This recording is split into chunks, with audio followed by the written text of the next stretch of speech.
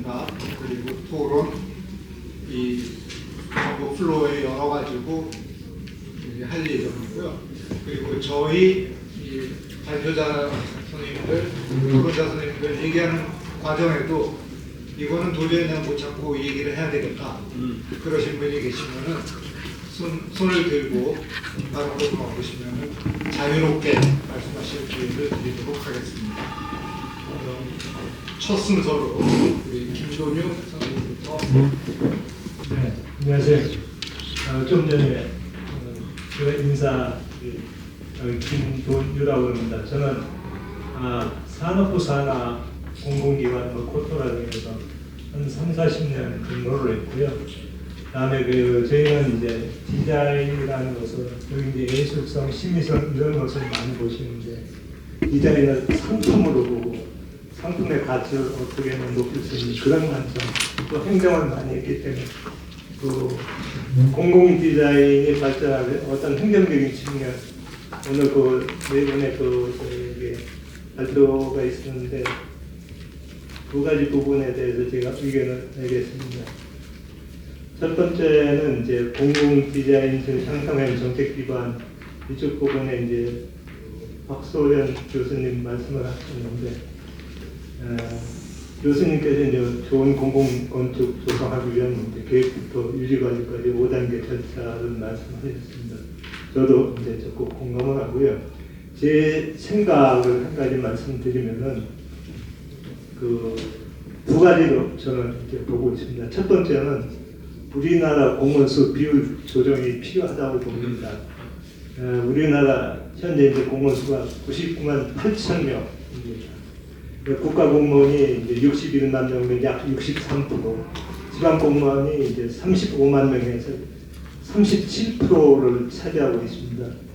저는 국가 공무원과 지방 공무원 비율이 2대1이 아닌 역으로 지방 공무원 70%, 국가 공무원 30%로 조정돼야 된다고 합니다. 왜 그러냐면은 있는 그대로 국가 공무원 2명이 지방 공무원 1명을 업무를 이렇게 지시하는 구조거든요. 이런 형태에서는 뭐 발전할 수가 없다고 보고요. 두 번째는 이제 재정제도 이제 개선이 필요하다고 봅니다. 우리나라 지자체 가용 재원은 전체에서 한 5에서 10%에 불과합니다.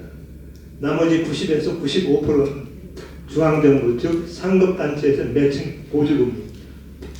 특히 이제 기재부는 각종 보조금과 교부세를 통해서 지방 정부를 지배하고 있고, 아시겠지만 이제 아마 부산시도 기획관리실장이나 행정부시장은 아마 행안부에서 발령을 내는 것으로 알고 있습니다. 그래서 저는 이제 공무원수 비율 조정과 재정제도 개선이 있지 않으면은 공공 건축의 질 향상이 어렵다고 보고 있고요.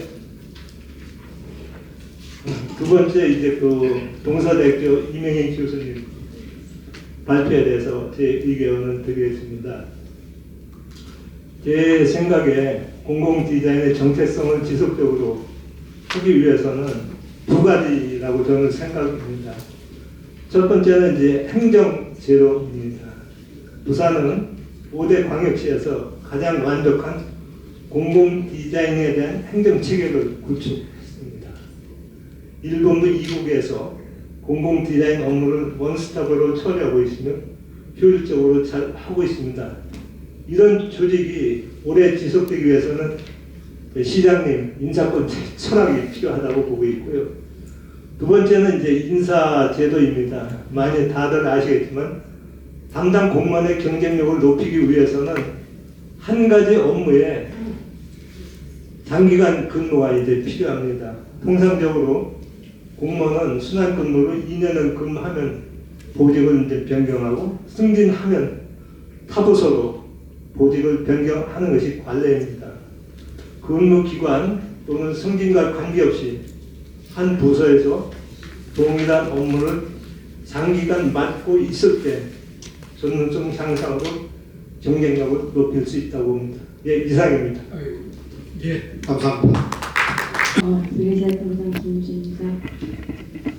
저는 이제 오늘 네 분 말씀 가장 종합해서 제가 의견을 말씀드리고, 우선 의견 말씀드리기 전에 저희 도대체 이 미래디자인본부가 뭐 하는 곳인지 약간 더 간단하게 소개도 하면서 좀 말씀을 이어가겠습니다.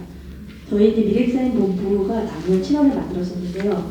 아까 어느 분이 뭐 팀장 과장이 변화된다고 말씀하셨는데 이제 대부분의 공공기관이 제일 밑단위가 팀이거든요. 팀 몇 개가 이루어져서 이제 과가 된다. 과가 되고 또 과가 모여서 국이 되거든요. 들어오는 거죠. 근데 저희가 작년까지는 부산시가 이게 과 단위에서 이런 도시디자인 경과론을 했는데 작년 7월에 이제 국 단위로 미래디자인 본부라는 걸 만들어서 국 단위에서 이 연구를 합니다. 그래서 디자인 산업, 뭐 또 경관심이라든가 도시 브랜드, 공공디자인 이런 걸 하고 있는데요. 그래서 어쨌든 저희는 이제 서울시에 이어서 저희 부산시가 두 번째로 이런 국단 조직을 만들었기 때문에 굉장히 나름 또 자부심을 가지고 사명감을 가지고 이제 일을 하고 있다는 말씀을 드리겠습니다.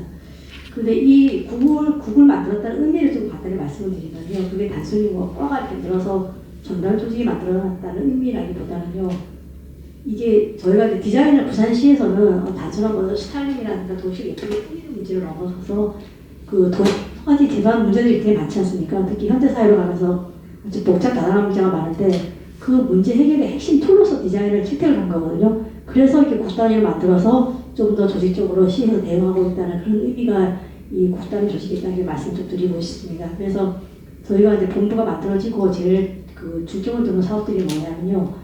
그 저희가 만들어서 전 구분에 확장할 수 있는 시범 사업을 위주로 사업을 좀 우선 하고 있습니다. 그리고 그렇게 하고 있고 그다음에 사람이 바뀌더라도 팀장이 과장이 누가 바뀌든 흔들림이 없는 체제를 만들기 위해서 어떤 그 경관이나 미관의 가장 기본에 드는 제도들을 지금 만드는 초점을 두고 있습니다. 그래서 그런 사업을 좀 진행하고 있다는 말씀드리고 그러기 위해서 저희가 이런 북도 만들었지만 또 작년 12월에 그 도시디자인 포럼이라는 걸 만들었어요. 이게 이제 저희뿐만 아니라 이런 시설물을 만드는 뭐 부산의 시설공단이라든가 또 도시공사, 뭐 교통공사 이런 분들이 다 생각을 같이 해야 되기 때문에 구분과 함께 그 도시디자인 포럼을 만들어서 좀 인식을 확산하는 문제도 좀 시점을 중점을 두고 있습니다. 그래서 작년부터 지금 8개월째 일을 하고 있는데 제가 좀 약간 재미있는 에피소드 하나 좀 말씀을 드릴게요. 저희가 이제 올해 사업을 하기 위해서 작년 8월부터 예산 작업을 좀 진행을 했어요. 그래서 뭐 공공디자인, 디자인 사업, 사회문제, 유니버설 섹터도 여러 가지 사업을 발굴을 해서 열심히 발굴을 해서 이제 우리 내부에 겨우 설득을 했고 그 사업을 이제 시의회에다 이렇게 하겠습니다. 제출을 했습니다. 그럼 이제 그 첫 단계가 상임위원회에서 이제 심의를 하는 게 있어요. 근데 저희가 이게 시범 사업을 발굴해서 확산하기 위해서 가장 중요한 그 초점을 둔 사업이 뭐냐면은 모든 시민들이 뭐 직업이 있든 없든 그 매일 이용하는 게 공중 화장실이지 않습니까? 그래서 그 공중 화장실을 한번 만들어보자 해서 제가 의욕적으로 예산을 반영을 했어요. 왜 그렇게 했냐면은 화장실이라는 게 옛날에 그냥 이렇게 화장실이라는 볼일만 보는 곳이었다면 지금은 거기에 뭐 몰카라든가 또 반려동물을 데리고 가냐 안 데려가냐 남녀가 왜 따로 있느냐 여러 가지 재반 이슈가 다 포함되어 있더라고요. 그래서 그런 걸 풀기 위한 새로운 모델의 화장실을 만들기 위해서 예산을 반영을 해서 열심히 설득을 했는데 그 과정에서 첫 단계 상임위원회에서 아예 심의조차를 못했어요. 왜냐면 저희가 사전에 충분히 설명을 하고 저희 딴에 열심히 정말 발로 뛰며 설명을 했는데 그 우리 상임위원들 어느 한 분도 제가 보기엔 그렇습니다. 정말 귀를 여러 가면 들었을 건데 아예 들을 생각 안 하시고 저한테 이런 말씀 하시더라고요. 김 본부장, 당신은 명품옷을 명품옷을 언제 산다는 거예요. 그래서 여유가 있을 때 사죠. 그리고 그 화장실 명품을 생각하시는 거예요. 그러니까 그거는 부산시가 돈이 많을 때 시간 나고 돈 많을 때 하는 거지 이 지금 서민들이 어렵고 청년들이 지원을 못하는 가운데서 우리 화장실 만드면서 완전 삭감이 돼가지고 그런 굉장히 좀 기억이 있는데 그게 저희들 본부의 하나의 좀 트라우마예요. 왜냐면 저희가 가장 의욕적으로 했던 사업이고 열심히 설명을 했는데 우리 설명이 부족했던지 하여간 이거를 그냥 사치품 명품 사업으로 이렇게 딱 치부해 버리시니까 더 이상 진전이 안 되더라고요. 그래서 저는 이게 우리 시에서 이런 사업을 할 때 저희들 화장실을 통해서 여러 가지 이슈를 해결하려고 했던 문제인데 이게 전혀 공감이 안 되는구나. 그래서 우선 시의회 지역사회 공감이 너무나 중요하다는 거를 좀 깨우쳤고요. 그래서 거기서 다시 출발을 하자라는 마음으로 좀 열심히 가르듣고 있습니다. 예, 이상 이렇게 말씀드리겠습니다. 흥미로운 에피소드인데 또 토론을 진행하면서 얘기할 수 있을 것 같습니다. 다음은 우리 박상수 전 신의위원이십니다. 이 공공 디자인은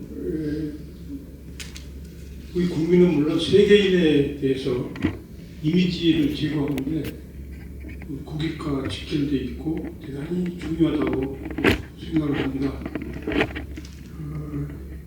디자인에 대해서는 저희 대학 다닐 때는 별로 중요치 않게 생각했던 것 같은데 저희 며느리가 LG전자 사운드 디자인입니다. LG전자의 소리를 전부 이게 뭐 작곡, 편곡하는 거거든요.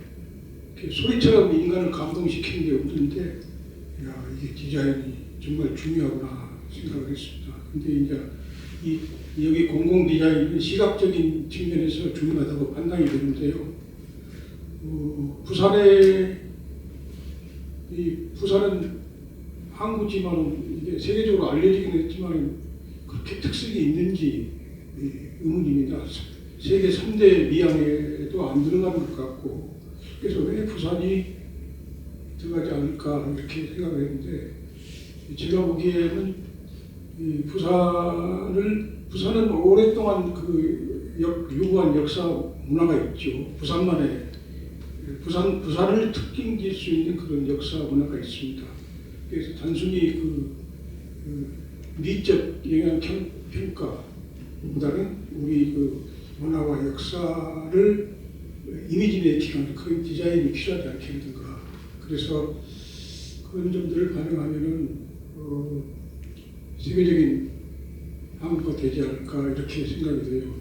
부산을 특징 지으는 노래가 돌아와요 부산항인데요. 그렇게 사정할 거 없이 돌아가자, 다시 가보자 하는 부산항에 뭐 이런 식으로 이미지 메이킹할 수 있는 그런 디자인이 필요하다 이렇게 생각이 됩니다. 그 다음에 제가 이제 오늘 여기 오기 전에요 세 가지 점에 대해서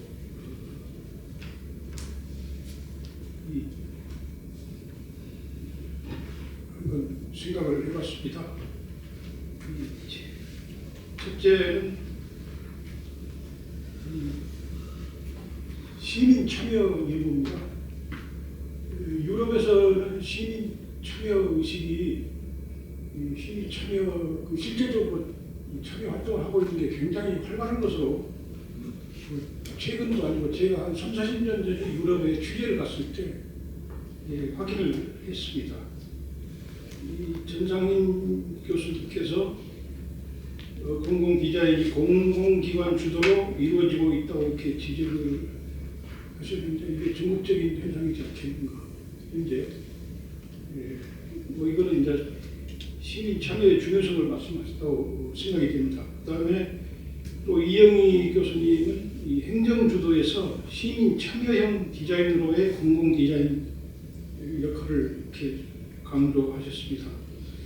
공공 디자인법에는 명시가 되어 있어요.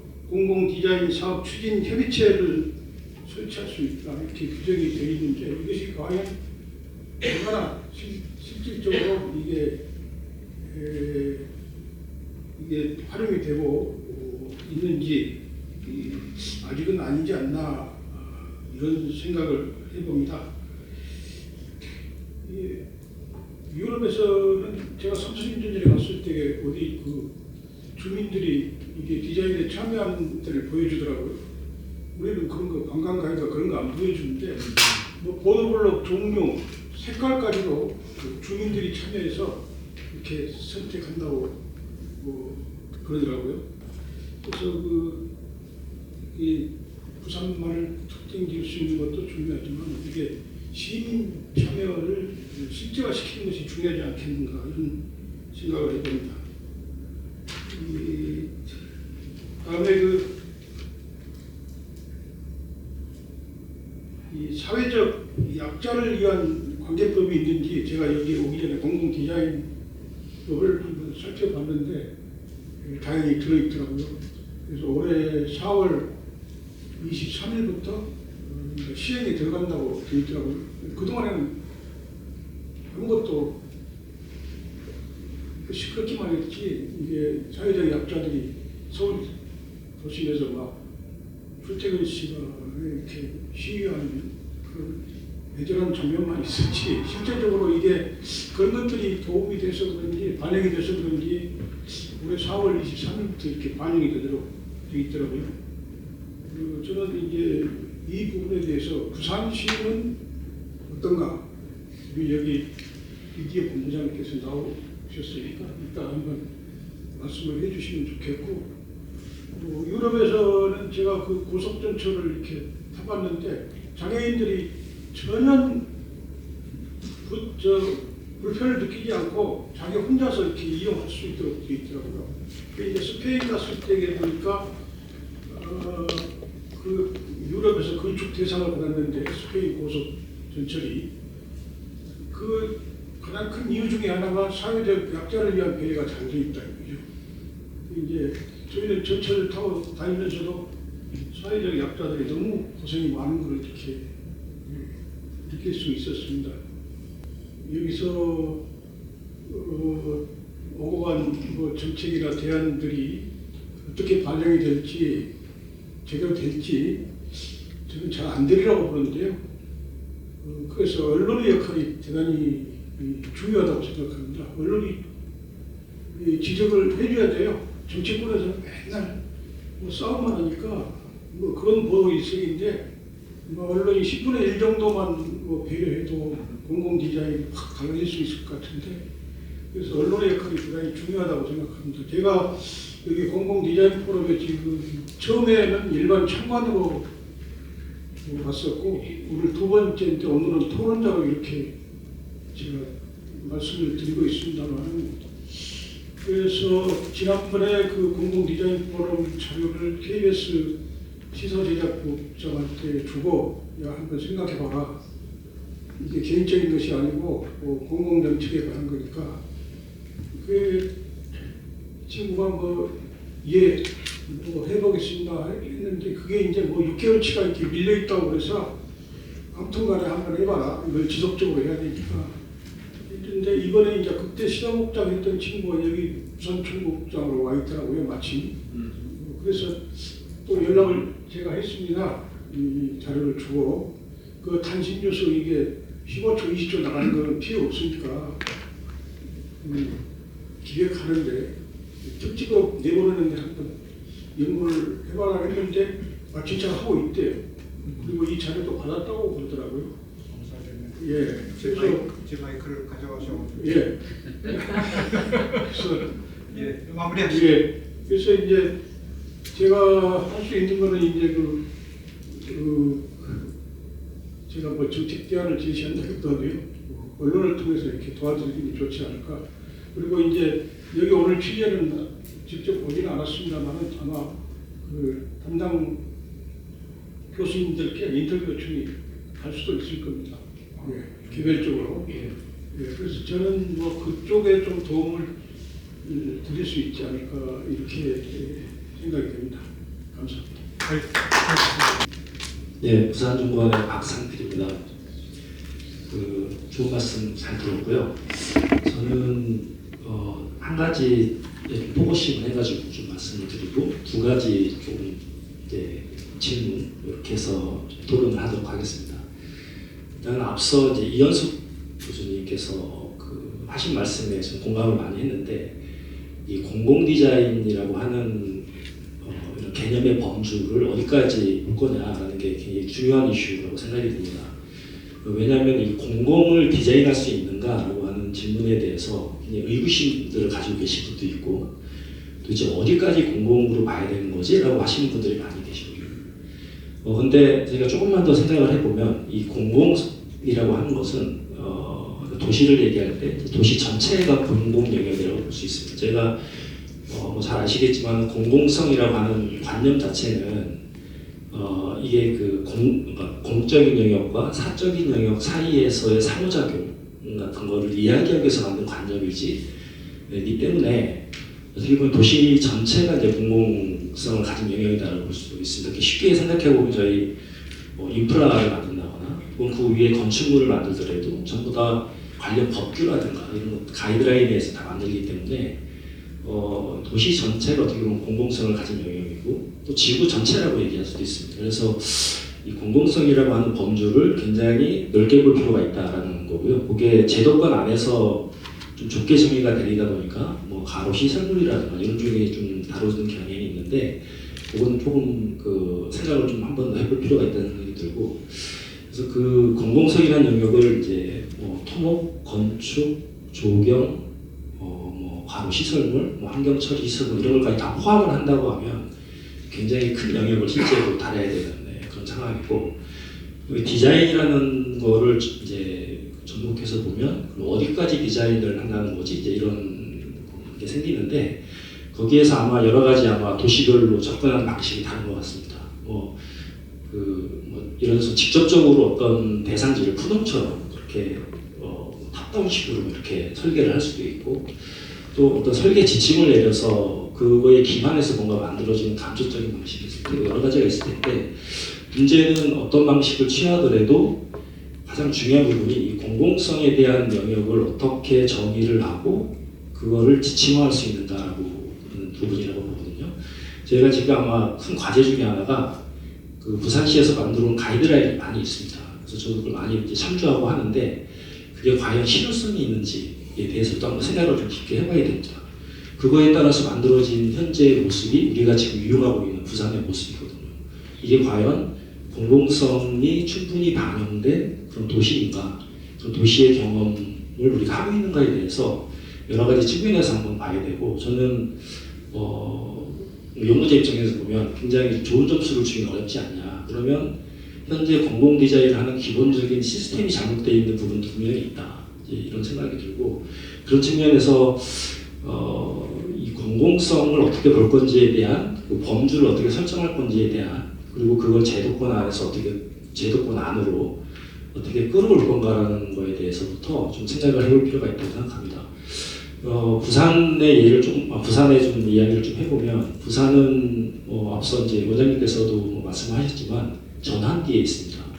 그래서 지금 이제 엑스포 도전부터 시작해서 글로벌 허브 도시 특별법 추진, 15분 도시라든가 바이오필릭 도시, 정원 도시 이런 개념들을 종합해서 보면은 공통적으로 글로벌한 도시로 나아가자라는 그게 지금 기본적인 생각이거든요.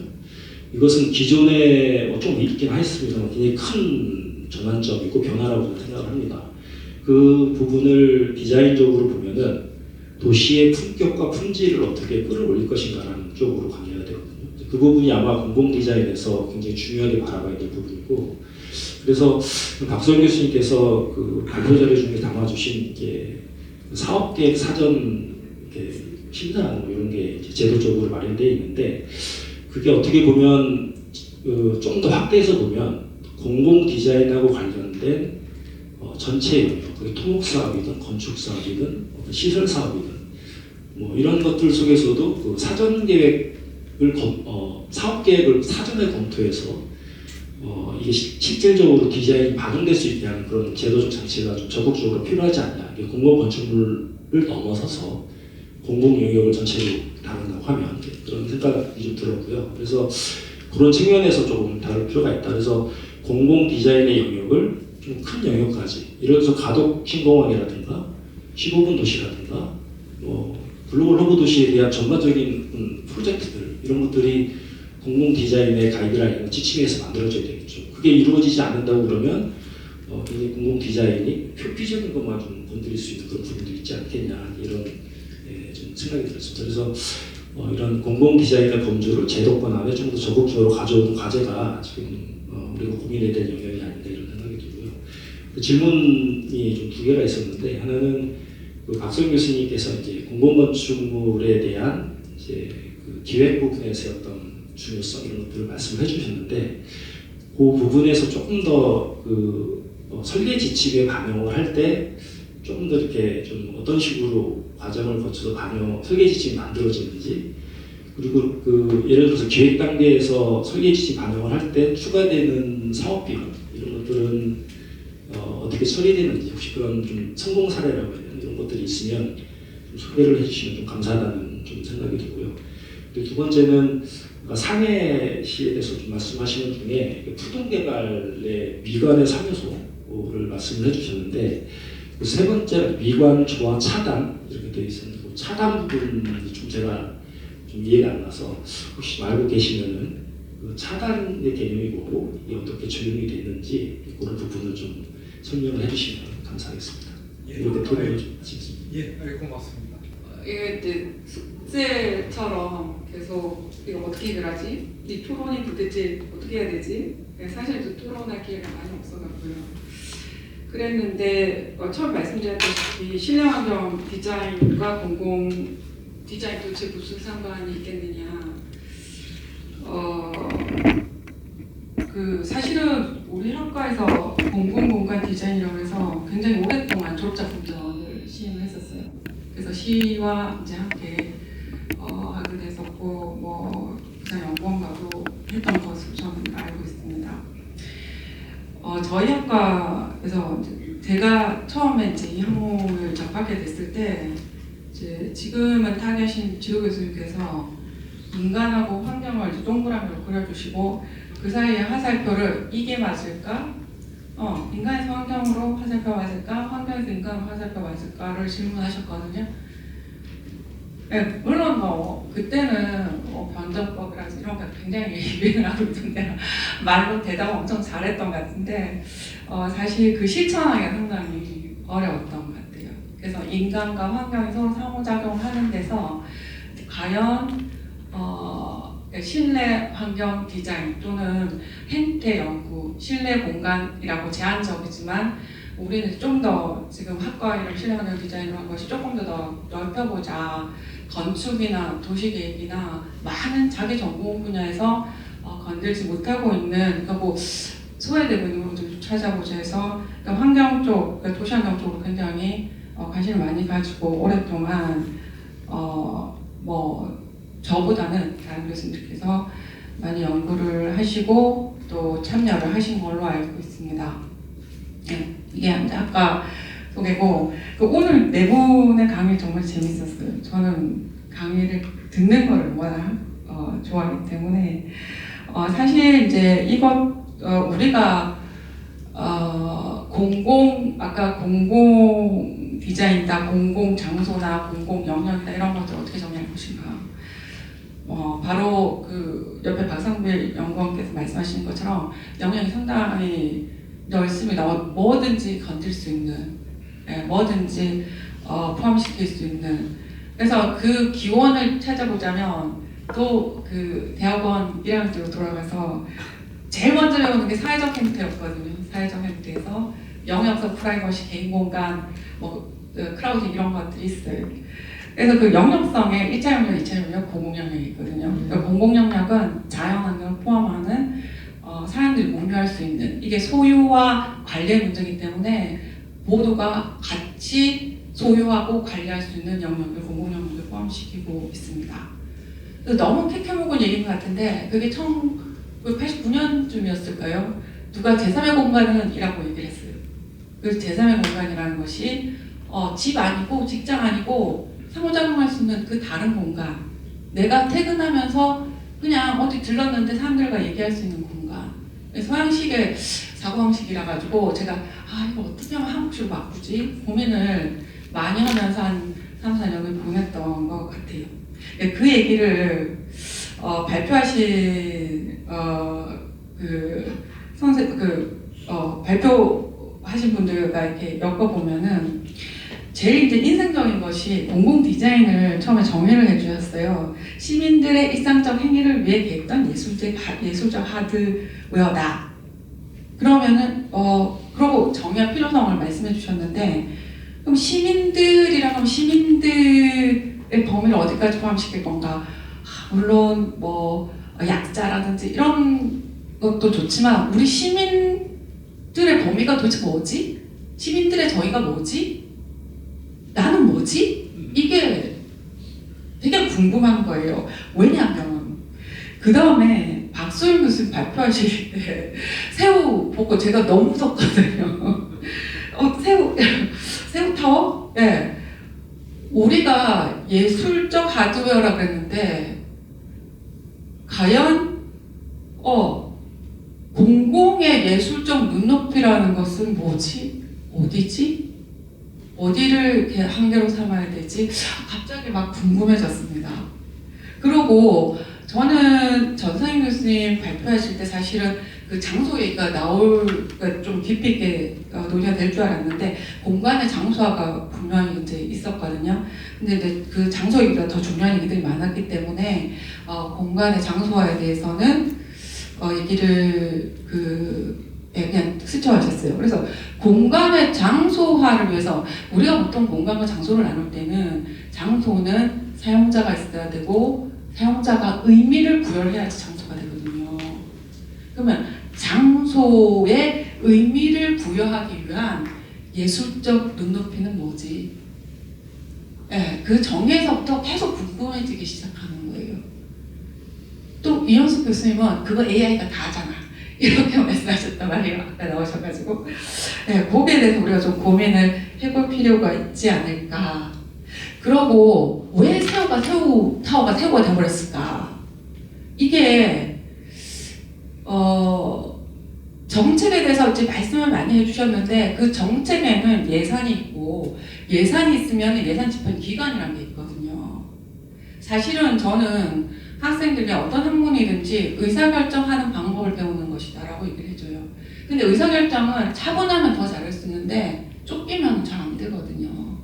근데 예산을 12월까지 다 써야 되는 거예요. 블록 뒤져가셨잖아요. 우리가 예산 쓰는데 좀 많이 그 연말에 예산을 소모하는 방식 중에 하나가 블록이었거든요.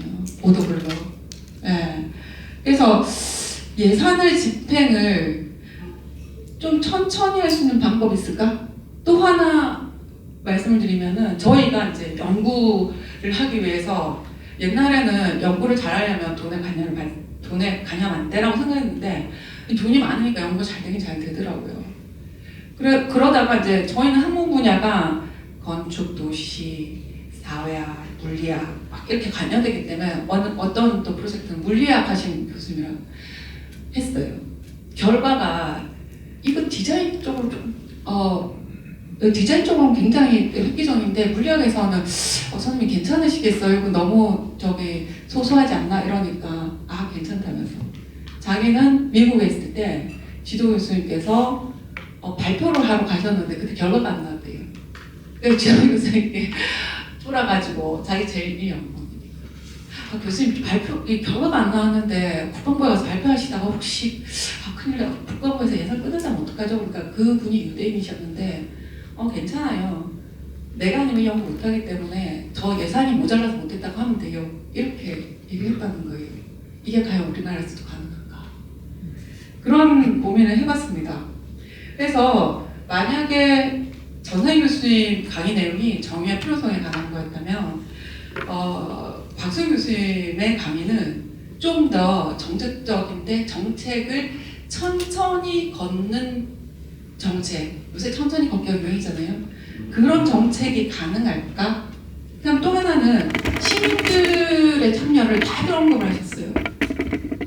근데 제가 가끔 이제 강봉서를 방문한 일이 있어서 가보면은 자신들이 어떻게 시민들과 소통하고 있는가 저 깜짝 놀랐어요.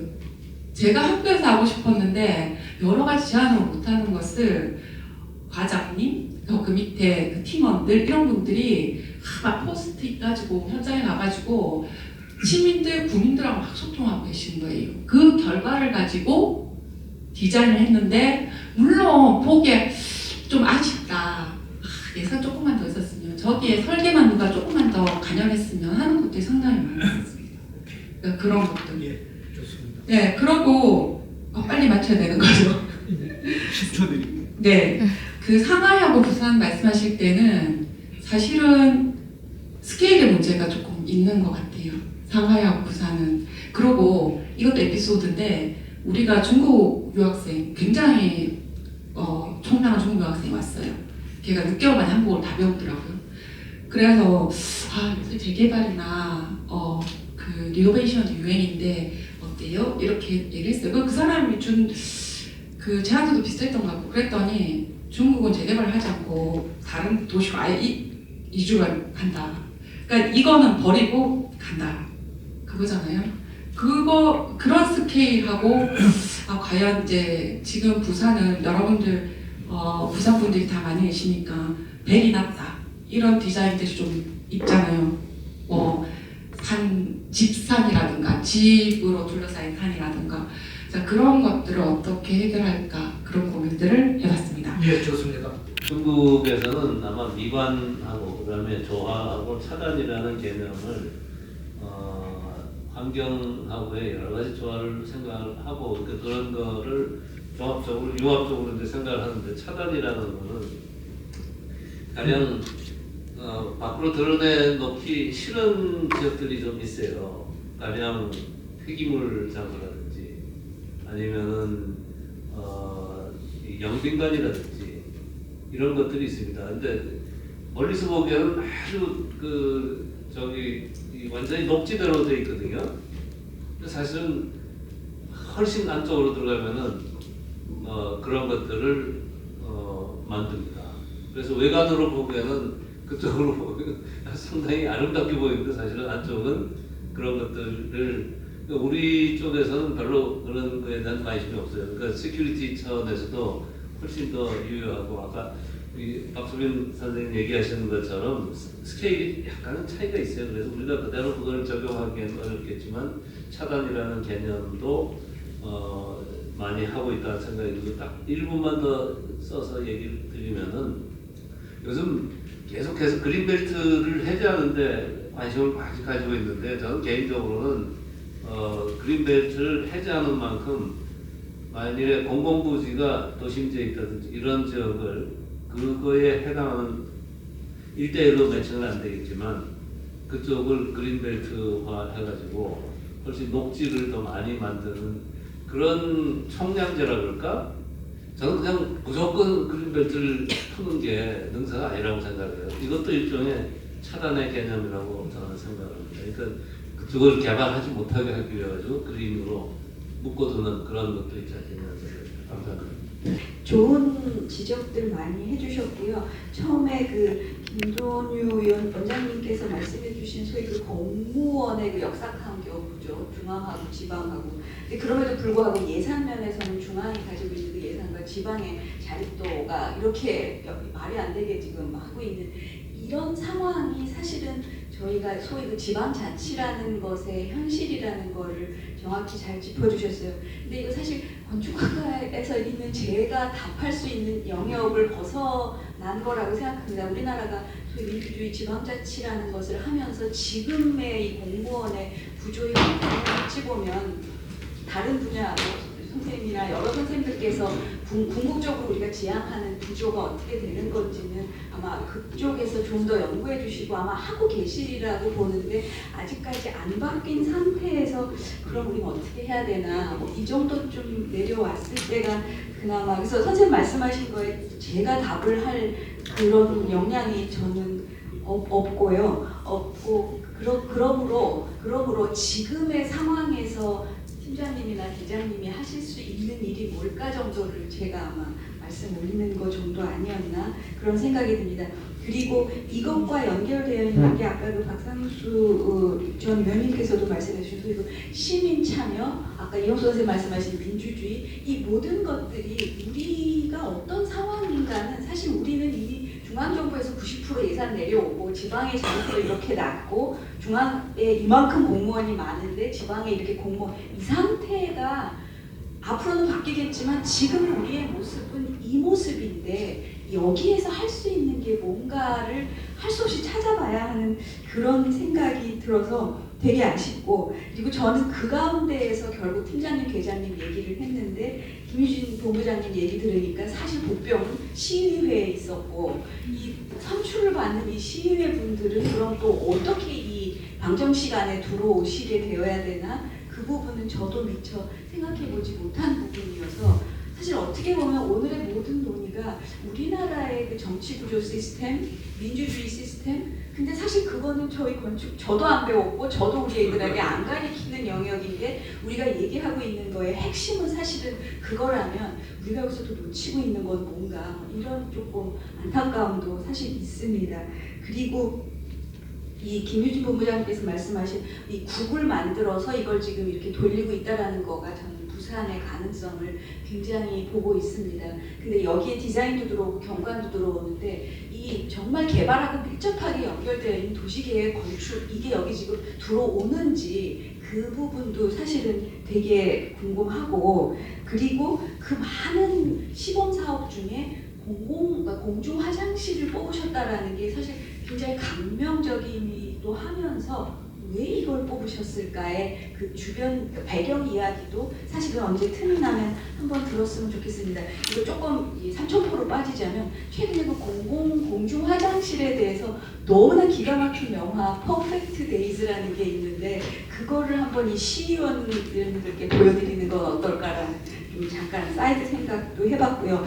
요 김유진 본부장님 말씀하고 마지막에 박상필 연구위원님이 말씀해주신 그 내용이 조금 같이 연결해서 보자면 사실 모든 공공디자인과 모든 공공건축의 사전 검토, 사전 기획의 중요성을 짚어주신 부분에 대해서 박상필 연구위원님께 되게 감사하게 생각합니다.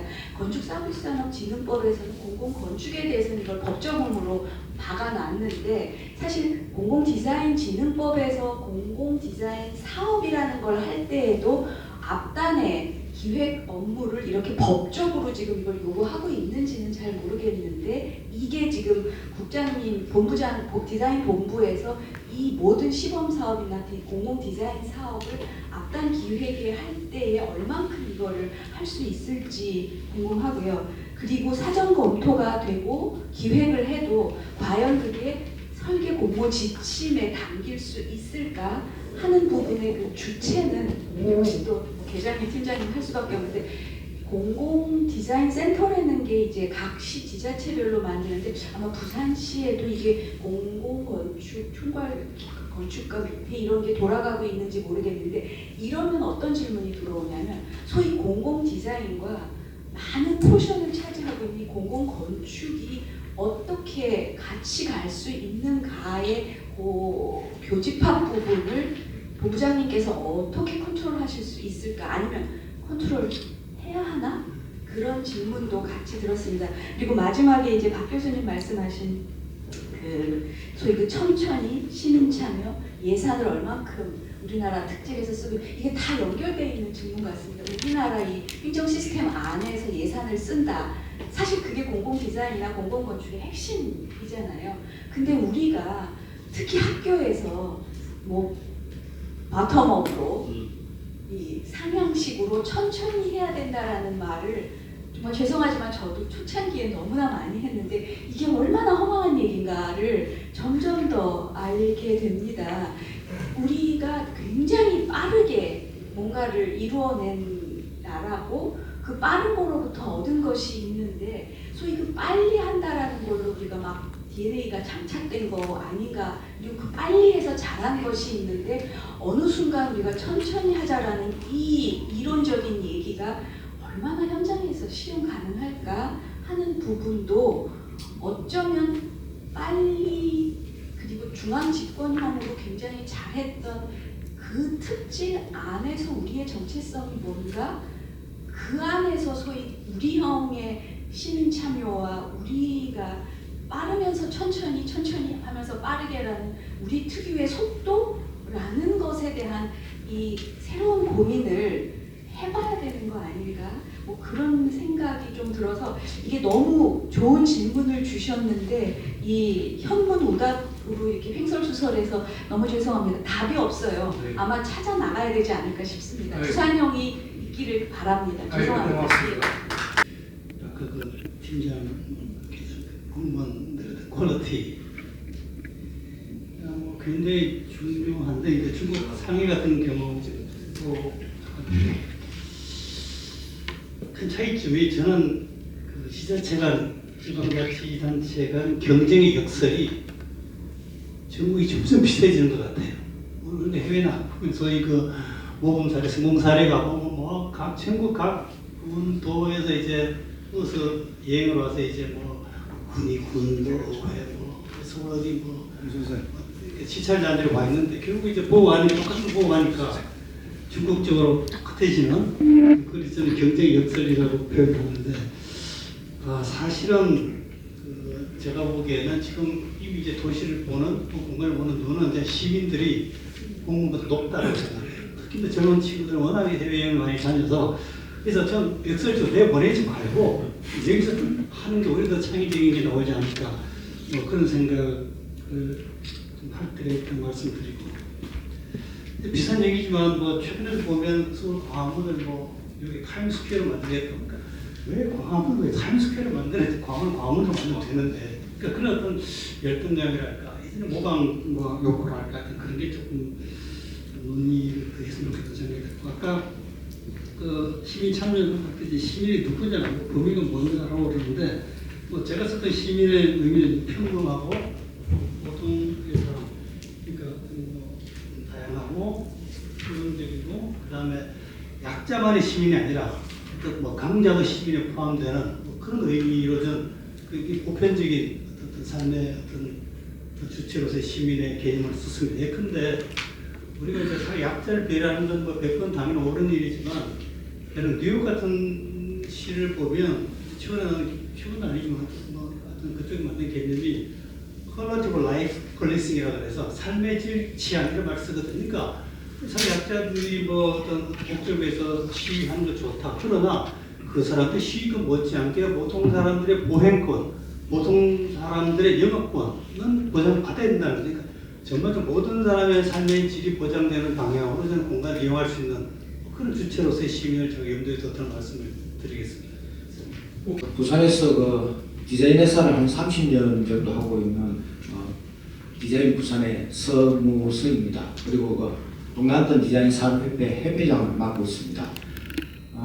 저도 30년 동안 이렇게 진지한 토론은 오늘 처음인 것 같고 그리고 정말 전문가이신 분들이 이렇게 많이 내려오셨는데 저는 뭐 다른 질문이 아니고 항상 제가 이런 뭐 초청이나 이런 강의에 가면 정말 아쉬운 게 있어요.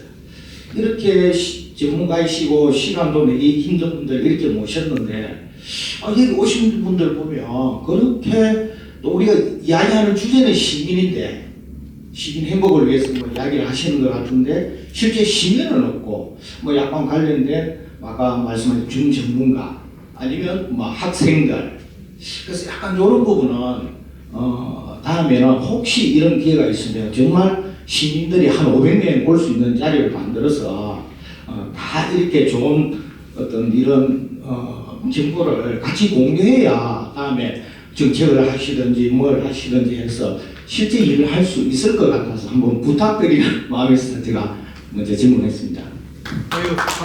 트렌드 대표 김규덕이라고 하고요. 그 신발 디자인하는 회사이기도 합니다. 근데 이제 제가 이제 신발을 하면서도 이 공공 디자인에 관심을 가지는 거는 이 부산에 대한 로컬 디자인 관련돼서 또 뭔가를 모색하고 있는 부분이 있어서 과연 부산에 대한 특징이 뭔지 이런 내용들에 대해서 이렇게 오늘 유명인사분들이 오셨으니까 우리가 보는 부산, 우리 여기서 삶의 주체이긴 하지만 나 자신을 잘 모르거든요.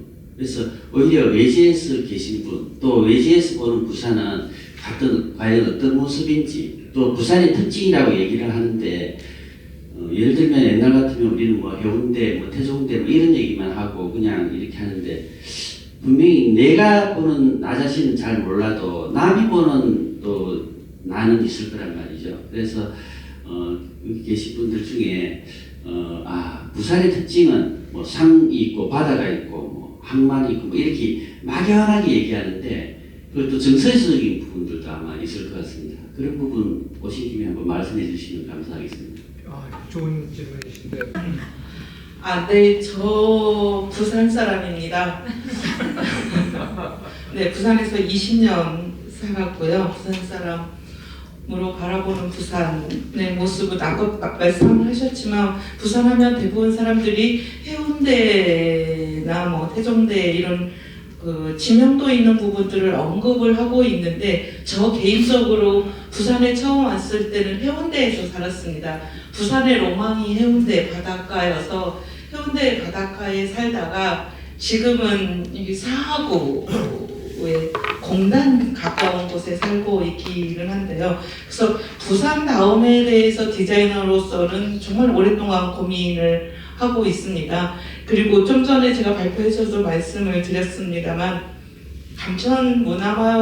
감천원에서 활동을 하면서 어떻게 생각하면 제가 이제 부산 사람이라고 이렇게 자신 있게 이야기를 하고 있는데 외지에서 와서 부산에 정착한 사람인데 부산에 정착하게 된 이유도 감천이었거든요. 그런 부분들이 사람이라고 생각을 합니다. 부산의 특징은 그 사람이 다른데 그 특징이 저는 감천에서 발견을 했고요. 그래서 그런 부분들을 또 좀 제가 앞에 부분과 조금 연결을 시키면 그 시민의 참여에 대해서 말씀을 많이 해주셨는데 감천이 성공할 수 있었던 것도 시민의 참여였기 때문이거든요.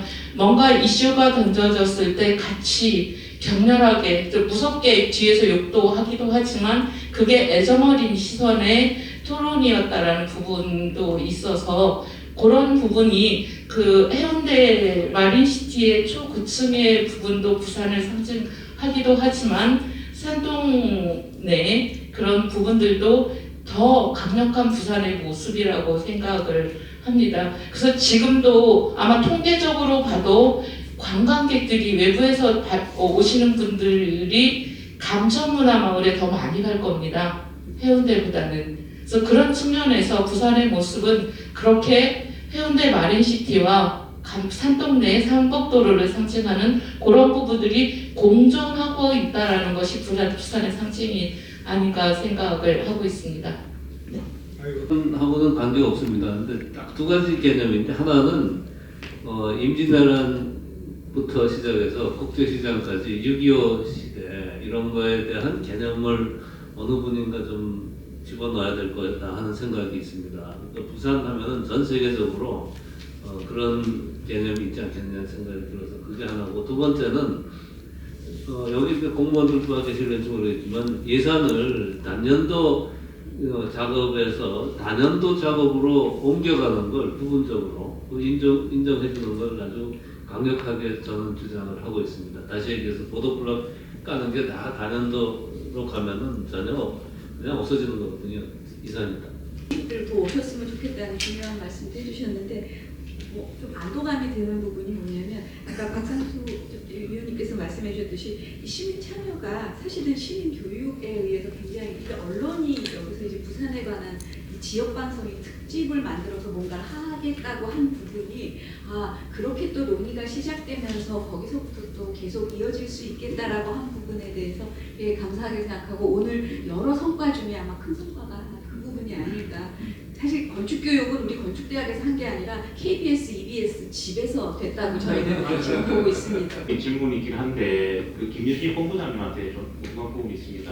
그래서 저희가 학사를 지금 운영하고 있는데 특성상 지자체랑 일을 좀 많이 하고 있습니다. 근데 지자체랑 일을 할 때 좀 최고점 저희가 순환보직회라고 생각하거든요. 순환보직회 때문에 저희가 같이 일을 하면서 서로 간의 디자인에 대한 공감도 되고 이제 그런 부분이 딱 되면 담당자로 바뀌고 그럼 또 이렇게 해야 되고 그게 계속 반복되다 보니까 이게 사실 저는 뭐 도시재생 사업이든 뭐 어떤 문화도시 사업이든 뭐 외부 상업에 들어간 사업이 예산이 투여돼도 이게 사업이 끝나고 센터가 해체되고 행정의 의지가 없으면 그 사업이 전부 다 완전히 또 흩어지더라고요. 그래서 이 행정의 의지라는 게 이 담당자와 팀장, 과장님 그런 것들이 그런 분들이 이제 의지를 가지고 가야 되는데 이게 순환보직회 때문에 조금 이런 문제에 대해서 조금 대책 방안이나 그리고 지자체랑 시 단위에서도 하는 것도 중요하지만 지자체도 굉장히 또 중요하다고 생각하거든요. 그럼 지자체에 대해서 그런 관리나